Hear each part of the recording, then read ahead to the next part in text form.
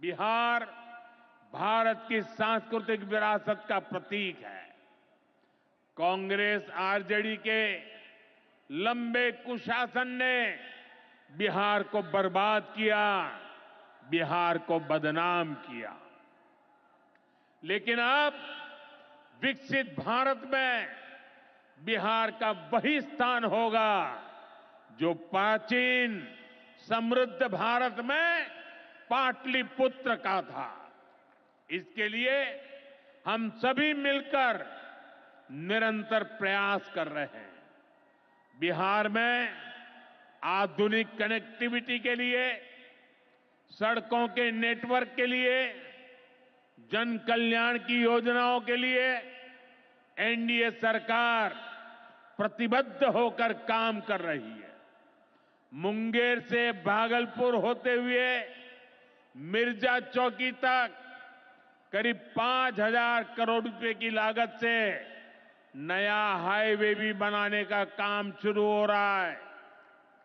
भागलपुर से औंसडीहा तक 4 लेन सड़क को चौड़ा करने का काम भी शुरू होने जा रहा है। भारत सरकार ने विक्रमशिला से कटारिया तक नई रेल लाइन और रेल पुल को भी स्वीकृति दे दी है। साथियों, हमारा ये भागलपुर सांस्कृतिक और ऐतिहासिक रूप से बहुत महत्वपूर्ण रहा है। विक्रमशिला विश्वविद्यालय के कालखंड में ये वैश्विक ज्ञान का केंद्र हुआ करता था। हम नालंदा विश्वविद्यालय के प्राचीन गौरव को आधुनिक भारत से जोड़ने का काम शुरू कर चुके हैं। नालंदा विश्वविद्यालय के बाद अब विक्रमशिला में भी सेंट्रल यूनिवर्सिटी बनाई जा रही है। जल्द ही केंद्र सरकार इस पर काम शुरू करने वाली है। मैं नीतीश जी, विजय जी, सम्राट जी सहित बिहार सरकार की पूरी टीम को बधाई देता हूं।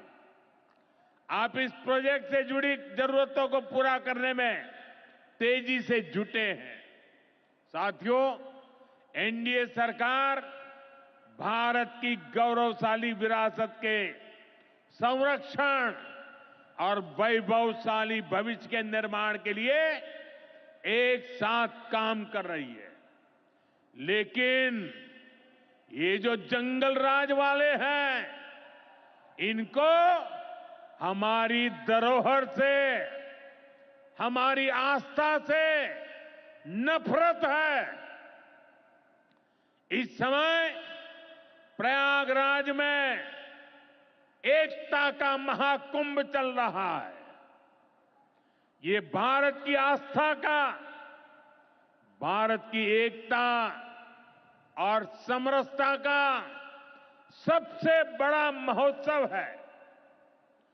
पूरे यूरोप की जितनी जनसंख्या है, उससे भी ज्यादा लोग अब तक एकता के इस महाकुंभ में डुबकी लगा चुके हैं, स्नान कर चुके हैं। बिहार से भी गांव-गांव से श्रद्धालु एकता के इस महाकुंभ होकर आ रहे हैं।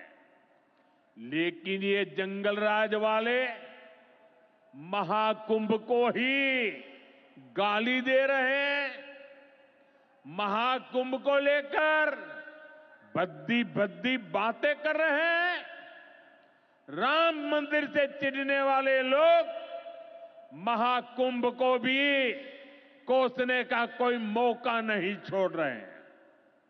मैं जानता हूं, महाकुंभ को गाली देने वाले ऐसे लोगों को बिहार कभी भी माफ नहीं करेगा।